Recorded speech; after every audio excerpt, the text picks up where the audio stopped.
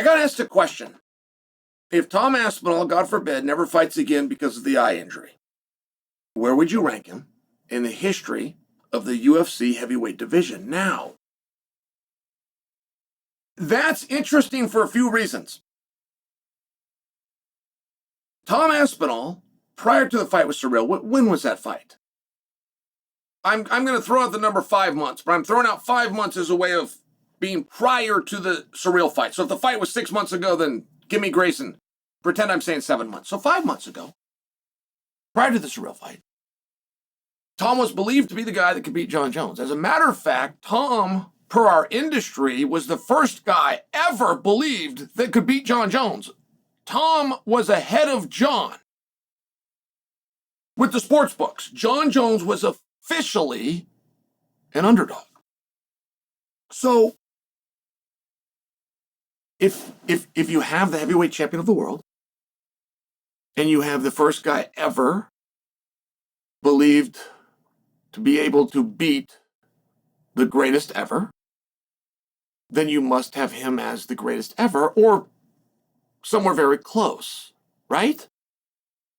But my feeling is that you don't. That's where I think it becomes a really interesting question. Anytime I hear these GOAT talks, you will have a segment, and it's anytime. I've heard this with Jordan versus LeBron. Anytime you will have a large segment, in fact, the majority, that will begin arguing resumes, as opposed to who was the greatest, meaning the greatest performance. Allow me to clarify. In the world of boxing, they claim that the greatest boxer of all time was the Mike Tyson that fought Michael Spinks. That specific person, they claim in boxing that there has never been another boxer that could beat that person. Okay. And I like to look at it that way. I think that that's more of an intellectual way to look at it.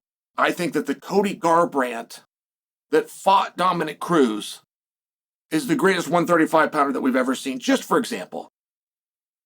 Okay. So, if I was to ask you who was the greatest fighter of all time, greatest heavyweight, or where would you put Tom on the greatest heavyweight of all time list? I think that it would quickly turn to resumes, as it generally does. And I think that you would not put Tom in your top 10. I'm very confident that you would not put him in your top 5. And I don't believe that there would be a list ever created that went beyond that, which means you wouldn't put Tom in there at all. If I said, where did you rank Tom? Right? If he wasn't in your top 10, then you wouldn't be ranked at all. Because you would quickly say, well, he never defended the belt. As a matter of fact, he didn't win the belt. He was given the belt, right? The interim was elevated to the undisputed belt, is what I think that you would say, I think. And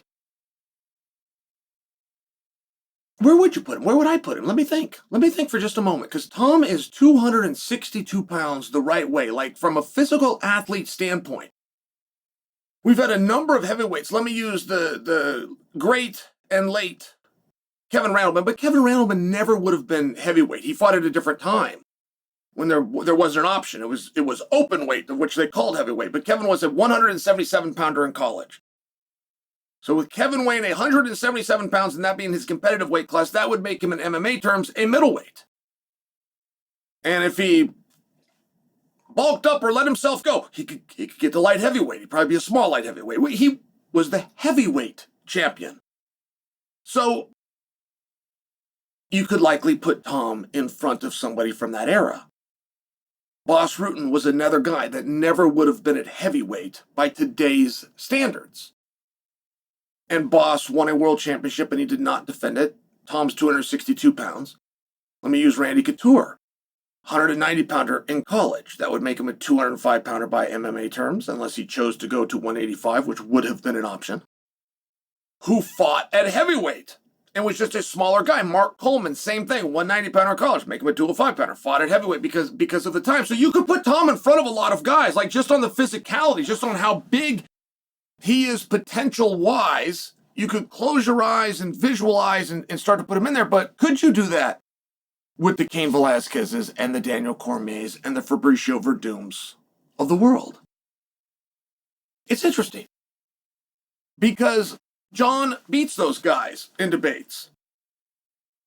Jon beats everybody in debates. Jon has never actually been an underdog. No matter what hater comes out and says something online, that hater never actually was willing to part with his money against Jon until it came to Tom.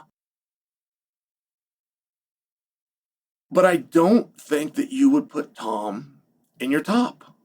I think you would turn to resumes quickly. I think you would start to look at the names that were beaten, or the styles of those names, or what ended up happening with those guys. How far did they go? And I think that you would start to push back, and it's an interesting thing. It's an interesting concept.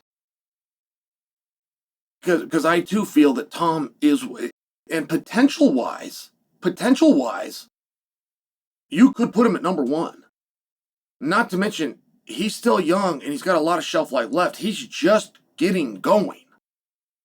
So it doesn't limit Tom. There's no way that this question turns into an insult to Tom. We're just looking at right now. If we were to stop right now where the story is not supposed to end, but if it did, where would you put him? Because that's the same guy that you said could beat Jon Jones, who you also said is number one of all time. So it's a tricky question. It's a tricky question. It's one I've noticed in the last 7 minutes I have not answered. I have not formed an opinion on that yet. But I do want to hear yours. Leave me a comment. Where would you put all time, right now, Tom Aspinall?